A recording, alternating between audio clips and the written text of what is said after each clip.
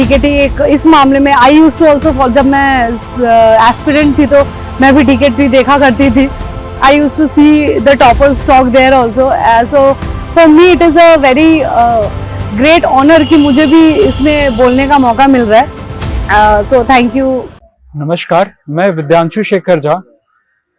मेरी UPSC Indian forest service exam 2023 में 5वीं रैंक आई है एवं पिछले वर्ष यूपीएससी सिविल सर्विस परीक्षा 2022 के थ्रू मुझे दैनिक सर्विस अलॉट हुई थी. तो दिल्ली नॉलेज ट्रैक के थ्रू मैं UPSC civil service, UPSC Indian forest service, इन दोनों एग्जाम के अलग अलग प्रोस्पेक्ट्स पे प्रकाश डालना चाहूंगा. अभी सबसे पहले हम यूपीएससी सिविल सर्विस एग्जाम के प्रीलिम्स और मेंस के बारे में बात करना चाहेंगे.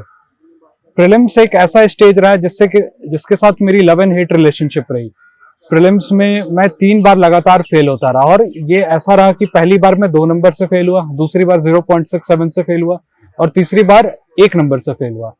और जब मैं हताश हो चुका था कि शायद मेरे बस का नहीं है प्रीलिम्स करना, तब जाकर मैंने लगातार 2 बार प्रीलिम्स को 20-25 नंबर के मार्जिन से क्लियर किया. दोनों ही बार 2022 में एवं 2023 में मेरा इंडियन फॉरेस्ट सर्विस का भी कट ऑफ क्लियर हो पाया. जिनको पता ना हो, इंडियन फॉरेस्ट सर्विस और सिविल सर्विस के प्रीलिम्स एक कॉमन होती है, पर फॉरेस्ट की कट ऑफ काफी हाई जाती है, लगभग 15 से 20 नंबर ज्यादा जाती है. तो 3 बार लगातार फेल होने के बाद में लगातार 2 बार मैंने फॉरेस्ट का भी कट ऑफ क्लियर किया. प्रीलिम्स के साथ ऐसा था कि जब मैंने तैयारी शुरू की, काफी पढ़ाई की, काफी सारे टेस्ट लगाए, काफी सारे कोचिंग वालों के करंट अफेयर्स की मैगजीन पढ़ी, तो यहाँ पर मेरी प्रीलिम्स की तैयारी अच्छी चल रही थी. मुझे लग रहा था मैं काफी मेहनत कर रहा हूँ, काफी चीजें पढ़ रहा हूँ. जब एग्जाम हॉल में गया तो क्वेश्चन देख के मैं थोड़ा शॉक था कि ये क्या पूछ रहे हैं यूपीएससी वाले, ये तो थोड़ा मुश्किल सा लग रहा है. पर चूंकि मैंने काफी मेहनत की थी, काफी किताबें पढ़ी थी, तो ऐसा था कि मैं कट ऑफ के हर बार आसपास आ जाता था, पर क्लियर करना थोड़ा मुश्किल हो जाता था और हर बार मैं बिल्कुल मार्जिन पे आके रह जाता था. तो शुरू में जो मेरी बुक लिस्ट थी मैं वो बता देता हूँ आपको. हिस्ट्री के लिए आप स्पेक्ट्रम जैसे किताब पढ़ सकते हैं. पॉलिटी के लिए लक्ष्मीकांत सारे लोग पढ़ते हैं. इकोनॉमिक्स के लिए आप मृणाल सर की वीडियोस रेफर कर सकते हैं, मैंने भी वही किया था. एनवायरनमेंट के लिए मैंने शंकर आईएएस की बुक्स पढ़ी थी. तो इतने में आपका हिस्ट्री, पॉलिटी, ज्योग्राफी में आप एनसीईआरटी कर सकते हैं. तो इतने में आपकी सारी बेसिक बुक्स कंप्लीट हो जाती है.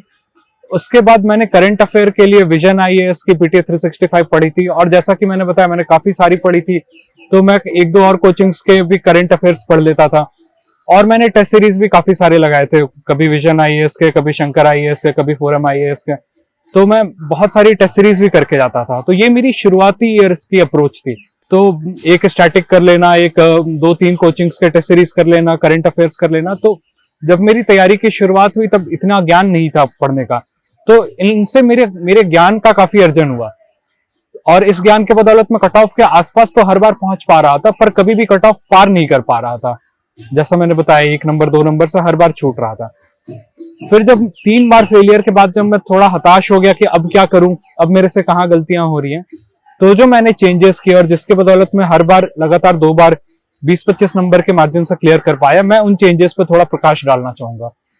तो जो पहली चेंजेस मैंने की कि मैंने न्यूज़पेपर को बहुत रेगुलर पढ़ना शुरू किया. यूपीएससी ने आजकल पैटर्न ऐसा बदल दिया है प्रीलिम्स का कि कोचिंग के मैगजीन से डायरेक्टली क्वेश्चन नहीं आ रहे, हो सकता है इनडायरेक्टली आए पर डायरेक्टली नहीं आ रहे हैं. तो आपको न्यूज़पेपर खुद से पढ़ना पड़ेगा. तो मैंने बहुत डिटेल में न्यूज़पेपर पढ़ने की शुरुआत की. आप नोट्स ना बनाओ ये चलेगा, पर कम से कम पढ़ते रहो न्यूज़पेपर को. पहली चीज ये थी.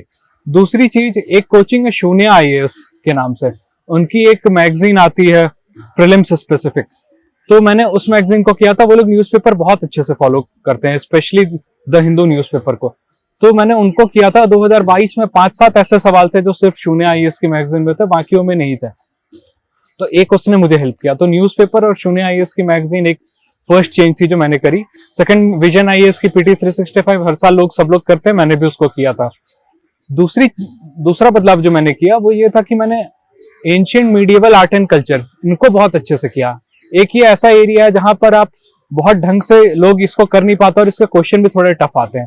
क्योंकि मेरा हर बार 1-2 नंबर से ही छूट रहा था, मैंने सोचा अगर मैं एंशिएंट मीडिएवल ढंग से कर लेता हूं तो मे बी मेरे से 2-4 एक्स्ट्रा सवाल बन जाएं.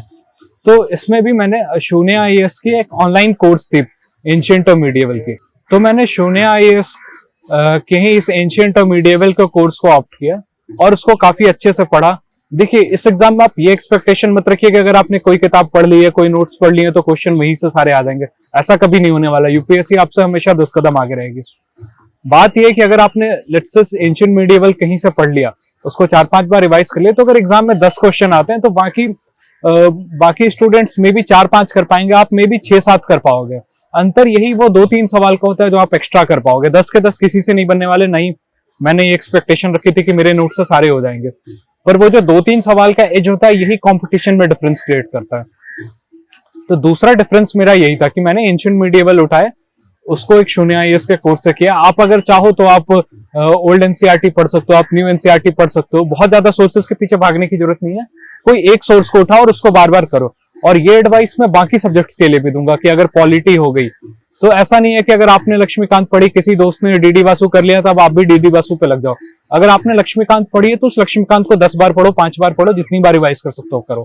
एग्जाम में क्वेश्चन हमेशा अलग भी आएंगे, तो सारे क्वेश्चन किसी को नहीं आते। मैटर ये करता है कि जो क्वेश्चन लक्ष्मीकांत से आए आपके वो नहीं छूटने चाहिए। तो एक और मेरी मेजर एडवाइस कैंडिडेट्स को रहेगी कि इस एग्जाम में आप कभी एक्सेलेंस का पीछा मत करो। इस एग्जाम में आप एक्सेलेंट नहीं हो सकते। आपके स्कूल का एग्जाम नहीं है कि आपके 98-99% मार्क्स आने लगे। इस एग्जाम में ऐसा होना चाहिए कि आप लिमिटेड सोर्सेस को रखो, उनको बार बार रिवाइज करो। तो जैसा मैंने बताया कि मेरी एक एंशिएंट मेडिएवल की नोट्स थी जो मैंने 0 IAS के वेबसाइट से वीडियो कोर्स लेके बनाया था। एक मेरी लक्ष्मीकांत है, एक मेरी स्पेक्ट्रम में, मैंने इनको ही बार बार पढ़ा था। मेरे को पता था कि सारे क्वेश्चन यहाँ से नहीं बनने, पर मैं बस इतना चाहता था कि यहाँ से जितने क्वेश्चन आए वो बन जाए मेरे से। ये दूसरा था। तीसरा मैंने क्या किया, और शायद ये सबसे बड़ा चेंज होगा, तीसरा मैंने ये किया कि पूर्व के वर्षों में मैं प्रीवियस टेस्ट सीरीज बहुत सारे बनाता था, पर मैं प्रीवियस ईयर क्वेश्चन नहीं बनाता था। इस बार मैंने बहुत अच्छे से प्रीवियस ईयर क्वेश्चंस बनाए। मेरा सुझाव छात्रों को ये रहेगा कि आप हिस्ट्री और ज्योग्राफी जैसे सब्जेक्ट में हो सके तो आप 1995 से लेकर के 2023 तक के सारे प्रीवियस ईयर बना ले।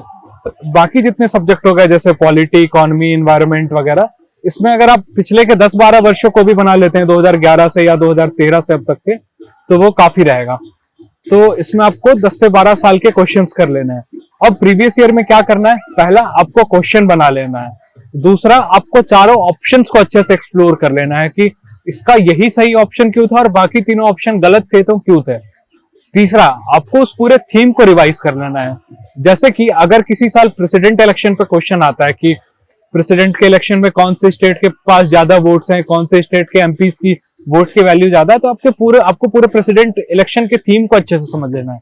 अगर किसी साल यूपीएससी ने मान लीजिए कि यमुना रिवर के ट्रिब्यूटरीज के बारे में पूछा, तो आपको ये आइडिया हो जाना चाहिए कि यूपीएससी सारे रिवर के ट्रिब्यूटरीज पे फोकस करती है, तो सारे रिवर के ट्रिब्यूटरीज आपको अच्छे से पता होने चाहिए।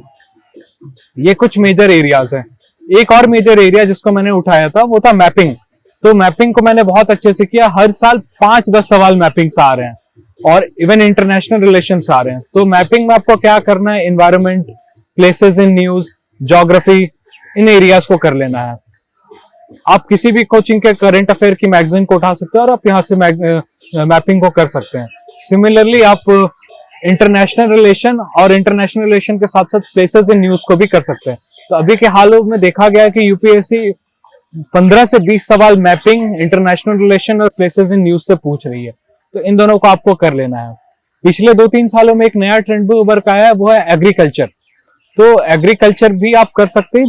किसी भी कोचिंग की सोर्स को उठा लीजिए, उसको थोड़ा ढंग से कर लीजिए, 3-4 सवाल वहां से आएंगे।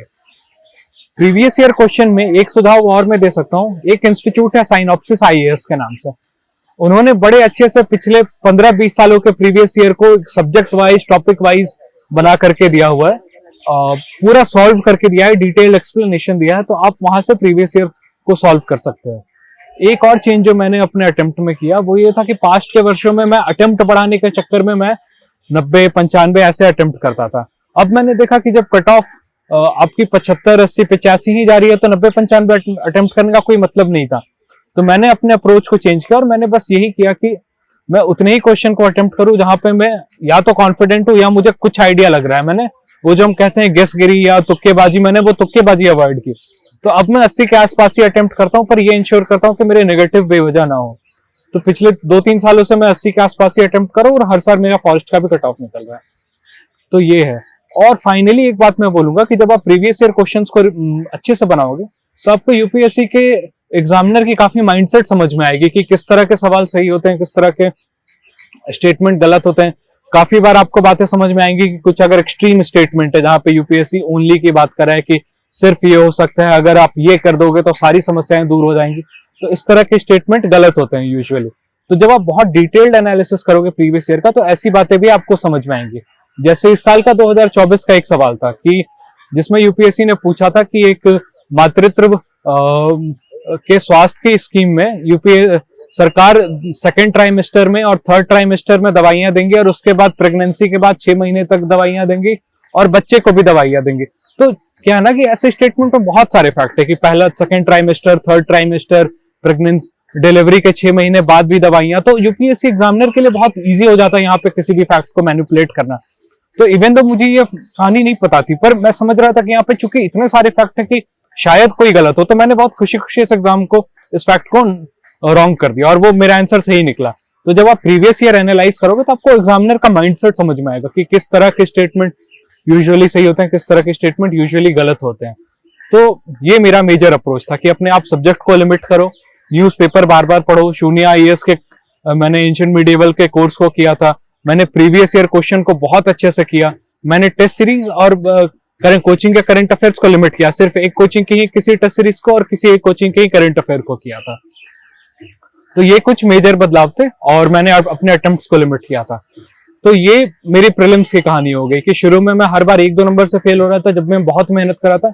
इस बार मैंने मेहनत थोड़ी कम की, पर स्मार्ट वर्क ज्यादा किया, हार्ड वर्क को थोड़ा कम किया, स्मार्ट वर्क थोड़ा ज्यादा किया, तो मेरी प्रीलिम्स अच्छी हो गई। तो ये प्रीलिम्स के बारे में है। अब हम लोग मेंस की चर्चा करते हैं। मैं मेंस की चर्चा इसलिए करना चाहूंगा क्योंकि मेंस के साथ ऐसा रहा कि मैंने आज तक 3 मेंस लिखे हैं, एक सिविल सर्विस 2022 का मेंस और 2 यूपीएससी इंडियन फॉरेस्ट सर्विस के मेंस 2022 का और 2023 का, और भगवान की कृपा से आज तक एक भी मेरा मेंस रुका नहीं। तो मेंस का मैं बहुत ब्रीफली चर्चा करूंगा, मैं बहुत लंबा नहीं खींचूंगा। तो मेंस में मेरी नजर में क्या है ना, मेरी नजर में मेंस सबसे प्रेडिक्टेबल स्टेज है इस एग्जाम का। मेंस को मैं 4 मेजर पिलर में डिवाइड करूंगा, जो मेरे को लगता है कि आपको 4 पिलर अगर आपकी स्ट्रेटजी है तो ये आपको मेंस में बहुत हेल्प करेगी। देखिए मेंस में क्या होता है ना, यूपीएससी की रेशियो फिक्स होती है कि अगर 5 बच्चे मेंस लिख रहे हैं तो किसी एक का ही मेंस क्लियर होगा, वो एक बच्चा इंटरव्यू देगा। तो मेरी नजर में ऐसा मेंस में चलता है कि अगर 5 लोग मेंस दे रहे हैं ना, तो और किसी एक का क्लियर होना है तो बाकी आपको उस एक में नहीं आना है। तो ऐसा है कि मेरी नजर में बाकी 4 बच्चे खुद को ही मेंस में एलिमिनेट कर लेते हैं। क्यों? तो क्योंकि वो मेंस की थोड़ी समस्या ही ऐसी है। तो मेंस की समस्या को कैसे दूर किया जाए वो मैं 4 पिलर से बताऊंगा। तो मेरा फर्स्ट पिलर ये है कि आपको सिलेबस बहुत अच्छे से कवर कर लेना है। मेंस की सिलेबस इतनी वाइड होती है कि आपके 4 जीएस पेपर है, 1 ऐसे का पेपर है, 2 ऑप्शनल है। लोग इतने वाइड सिलेबस को कर नहीं पाते हैं ढंग से। मेरे साथ क्या हो रहा था कि चूंकि मैं हर साल प्रीलिम्स में 1-2 नंबर से ही मेरा मिस हो रहा था, तो हर बार प्रीलिम्स के बाद मुझे लगता था कि इस बार मैं प्रीलिम्स पास कर जाऊंगा, और मैं मेंस के टेस्ट सीरीज में एनरोल कर लेता था। तो उस वजह से मेरी मेंस की प्रिपरेशन हर साल होती थी, मैं हर बार मेंस की आंसर राइटिंग करता था, पर कभी भी मेंस क्लियर नहीं हो पा रहा था। तो जब 2022 में मेरा पहला बार प्रीलिम्स निकला, पहली बार मेंस लिखने का मौका मिला, तो मेरे साथ ऐसा था कि चूंकि मैं हर बार मेंस की टेस्ट सीरीज दे रहा था, तो मेरे को मेंस की समझ थी, आंसर राइटिंग मुझे आती थी, मेरी तैयारी थी, पर चूंकि मैंने पहले कभी मेंस नहीं दिया तो मेरे पास ढंग के नोट्स ऑर्गेनाइज नहीं थे। तो मैंने क्या किया 2022 के मेंस के लिए कि मैंने शून्य आईएएस की मेंस की बुक आती है, जीएस मेंस की, तो चारों जीएस की उनकी एक बुक होती है। जीएस 1 की एक मोटी से बुक आएगी, जीएस 2 की एक मोटी से बुक है, ऐसे ही चारों जीएस की एक मोटी बुक आती है मेंस की। तो मैंने शून्य आईएएस की ये मेंस की जीएस स्पेसिफिक बुक ले ली थी। चूंकि मैं 4 साल से पढ़ ही रहा था, तो मुझे सारी चीजें आती थी, मुझे आंसर लिखना आता था। बस क्या था कि शून्य आईएएस की बुक में उन्होंने पूरे सिलेबस को बहुत ढंग से कवर कर दिया था। तो मैंने वही शून्य की बुक उठाई, मैंने उस बुक को अंडरलाइन किया, हाईलाइट किया, लाइन बाय लाइन बस उसी बुक को पढ़ लिया। तो मेरे लिए कुछ भी नया नहीं था, पर मेरे लिए रिवीजन बहुत इजी हो गई शून्य की बुक से। मेरे को ना कंटेंट के पीछे भागना पड़ा, ना मुझे कहीं नोट्स बनाने पड़े।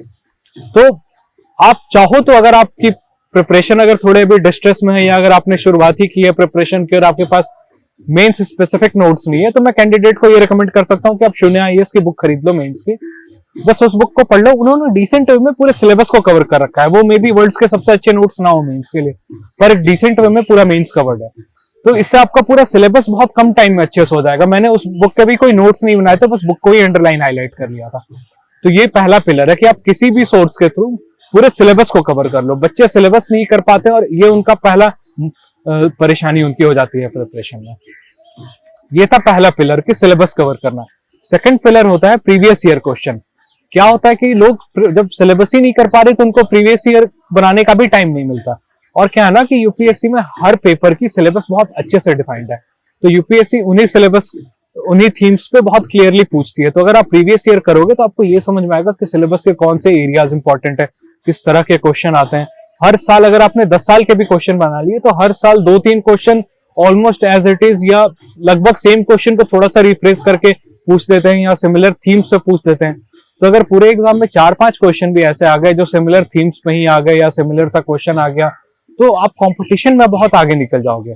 और एक चीज क्या होती है कि जब आप प्रीवियस ईयर क्वेश्चन को देखोगे ना तो बहुत सारे क्वेश्चन काफी मुश्किल से दिखते हैं कि यार इस क्वेश्चन का क्या आंसर करें, ये तो बड़ा अटपटा सा लग रहा है। पर जब आप उन क्वेश्चंस के आंसर को देखोगे तो पता चलेगा इसका आंसर तो बड़ा सिंपल सा था, हमने तो बेवजह इतनी टेंशन ले ली थी कि इसका आंसर क्या लिखा है।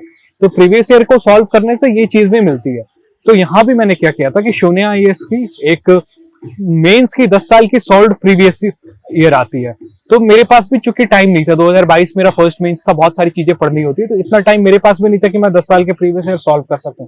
तो मैंने शून्य आईएएस की ये मेंस की बुक ले ली, 10 साल की मेंस सॉल्व प्रीवियस ईयर, और उसको बस मैंने रीडिंग लगा ली। तो क्या हुआ कि मेरे 10 साल के प्रीवियस ईयर एक बार मेरे रीडिंग मारे हुए, उनको करते करते मुझे ये भी समझ में आ गया कि कौन कौन से टॉपिक्स इंपॉर्टेंट है, कौन कौन से थीम्स इंपॉर्टेंट है। और तीसरी बात क्या हुई ना, जो मैं आपको अभी बता रहा था कि बहुत सारे क्वेश्चन बहुत मुश्किल दिखते हैं, पर जब आप उनका सॉल्यूशन देखोगे तो समझ में आएगा कि अरे ये तो बच्चों वाला सॉल्यूशन था। तो वहां से मुझे बहुत हिम्मत मिल गई कि चलो जो क्वेश्चन ऐसे मुश्किल दिखते भी हैं वो इतने मुश्किल नहीं है। तो ये मेरा दूसरा पिलर था कि आपको प्रीवियस ईयर क्वेश्चन कर लेना है। अब हम तीसरे पिलर पे आते हैं, वो है art of answer writing mains की। तो मेंस के आर्ट ऑफ आंसर राइटिंग में मैं बोलूंगा कि आप किसी भी क्वेश्चन को बहुत फेस वैल्यू पे मत ले लो, अरे ये क्या पूछ दिया, अब इसका मैं क्या आंसर बोलूं, ये तो मुझे आता ही नहीं है। आपको क्या करना है कि हर क्वेश्चन को आपको 2 से 4 पार्ट में डिवाइड कर देना है। अगर 10 मार्क्स का है तो मिनिमम 2 सब हेडिंग में, अगर ये 15 मार्क्स का है तो ज्यादा से ज्यादा 4 सब हेडिंग में। ये स्किल बहुत इंपॉर्टेंट है। जब आप प्रीवियस से प्रैक्टिस करोगे तो आप ये स्किल सीख पाओगे कि हम सब हेडिंग में कैसे डिवाइड करें चीजों को। फॉर एग्जाम्पल, अगर कभी क्वेश्चन ये आता है कि COP 26 में कोल को फेज आउट करने की बात की थी, पर इंडिया ने बोला कि हम कोल को फेज डाउन करेंगे, अब इस पे आपकी क्या राय है। अगर ये सवाल आता है तो आप क्वेश्चन को 2 से 4 सब हेडिंग में डिवाइड करो। जैसे कि अगर ये सवाल होता तो मैं ऐसे सब हेडिंग बनाता। पहली सब हेडिंग की कोल के फेज आउट से भारत को क्या फायदे और नुकसान होंगे, दूसरा कि कोल का के फेज डाउन के क्या मायने हैं, और तीसरा कि अगर हम भारत कोल के फेज डाउन के पक्ष में जाता है तो इससे भारत को क्या फायदा होगा। तो ये 3 सब हेडिंग है और मैं इन तीनों सब हेडिंग को रेक्टेंगुलर बॉक्स में बना के क्वेश्चन पेपर के बीच में लिख देता था, ताकि एग्जामिनर का ध्यान चला जाए कि मैंने हर पार्ट को एड्रेस किया हुआ है। और जब आपने तीनों पार्ट को एड्रेस कर दिया कि फेज आउट का क्या मतलब है, फेज डाउन का क्या मतलब है, और फेज डाउन से भारत को क्या फायदे हो रहे हैं, तो एग्जामिनर की लाइफ काफी इजी हो जाती है। उसे दिख गया कि चलो बच्चे ने सारे पार्ट को एड्रेस किया हुआ है, तो अगर एग्जामिनर का मन ना भी हो रहा हो पेपर पढ़ने का तो भी वो इजिली देख लेगा। और अब आप हर सब हेडिंग के नीचे 4-5 पॉइंट लिख दो, इतना तो आप कर ही सकते हो। जब आपने इतनी तैयारी की तो 4-5 बहुत जेनरिक से पॉइंट लिख दो। इंट्रोडक्शन में आपको बहुत टेंशन नहीं लेनी है, आप बस एक कोई फैक्ट लिख दो, कोई एक रिपोर्ट लिख दो। जैसे ये कोल का फेज आउट फेज डाउन की बात आती है तो मैं ये लिख दूंगा कि भारत के पास दुनिया की 4थी सबसे ज्यादा कोल रिजर्व है और कोल सेक्टर भारत में 60% से ज्यादा इलेक्ट्रिसिटी में कंट्रीब्यूट करता है। तो ये एक अच्छा सा फैक्ट हो गया, आपने क्वेश्चन को शुरू कर दिया। जहां तक कंक्लूजन की बात आती है तो कंक्लूजन में अगर आपको कुछ भी समझ नहीं आता तो आप बस एक ये लिख दो कि टॉपिक का रिलेवेंस क्या है। तो जैसे कि यहाँ पे मैं रिलेवेंस कंक्लूजन में ये लिख दूंगा कि भारत एक बहुत रैपिडली ग्रोइंग इकोनॉमी और ये हमारी जरूरत भी है कि हम अपने लोगों को गरीबी से ऊपर निकाल सके, but at the same time ये रैपिड डेवलपमेंट एनवायरमेंट के कॉस्ट पे नहीं होनी चाहिए। तो फेज आउट की जगह पे जो फेज डाउन की भारत बात कर रहा है, ये एक बहुत अच्छा बैलेंस क्रिएट करता है हमारी economic development at the same time sustainable environment के परस्पेक्टिव से। तो ये आप कंक्लूजन में लिख सकते हो। तो ये आर्ट ऑफ आंसर राइटिंग है, स्ट्रक्चरिंग, और मैं ये बोलूंगा कि आप प्रीवियस ईयर क्वेश्चन के थ्रू इस स्ट्रक्चरिंग को सीखना। और फाइनल मैं बात करूंगा मेंस की टाइम मैनेजमेंट। मेरी टाइम मैनेजमेंट बहुत स्ट्रिक्ट थी। मैंने 3 मेंस लिखे और कभी भी मेरा एक सिंगल क्वेश्चन कभी छूटा नहीं, और कभी भी ऐसा नहीं हुआ कि लास्ट के क्वेश्चन में भी मुझे टाइम की कमी हो। तो टाइम मैनेजमेंट में आप ऐसा करो कि 10 नंबर वाले क्वेश्चन को आप 7 मिनट का टाइम दो और 15 नंबर वाले क्वेश्चन को आप 10 मिनट का टाइम दो। मैं 15 नंबर वाले से शुरू करता था और 10-10 मिनट सब में देता था। तो इस हिसाब से आपके 10 क्वेश्चन के 100 मिनट हो गए। बीच में थोड़ा सा टाइम लैप्स होता है, तो आप मान के चलो 110 मिनट लग गए, 180 मिनट का एग्जाम है तो बच गए फिर 70 मिनट। अब आप 10 मिनट वाले क्वेश्चन में 7-7 मिनट देते जाओ। और यहाँ मैं ऐसा करता था कि 1-2 क्वेश्चन ऐसे होते थे जो मुझे बहुत अच्छे से नहीं आते थे, तो वो मैं 1-2 क्वेश्चन को लास्ट के लिए रखता था। और 7 मिनट की आप कोशिश करोगे भी तो थोड़ा सा टाइम लैप्स तो होगा ही, थोड़ा सा टाइम स्लिपेज होगा। तो लास्ट में ऐसा होता था कि मेरे पास 10 मिनट बच जाते थे और 2 क्वेश्चन रह जाते थे, तो मैं लास्ट के 10 मिनट में उन 2 क्वेश्चन को एड्रेस करता था जो मुझे बहुत अच्छे से नहीं आते थे, जहां मेरे पास ज्यादा कंटेंट ना होता था। तो ऐसे करके मेरी टाइम बहुत अच्छे से मैनेज हो जाती थी। तो ये मेरे मेंस के 4 पिलर थे कि आप सिलेबस अच्छे से करो, प्रीवियस ईयर अच्छे से करो, आंसर को 3-4 पार्ट में ब्रेक डाउन करके हर पार्ट को एड्रेस करो, पॉइंट वाइज फॉर्मेट में करो, और फाइनली कि आपकी टाइम मैनेजमेंट स्ट्रिक्ट होनी चाहिए। अगर ऐसा कर लोगे तो मेरी नजर में मेंस हो जाएगा। तो मेरी तरफ से प्रीलिम्स और मेंस के लिए यही था। धन्यवाद।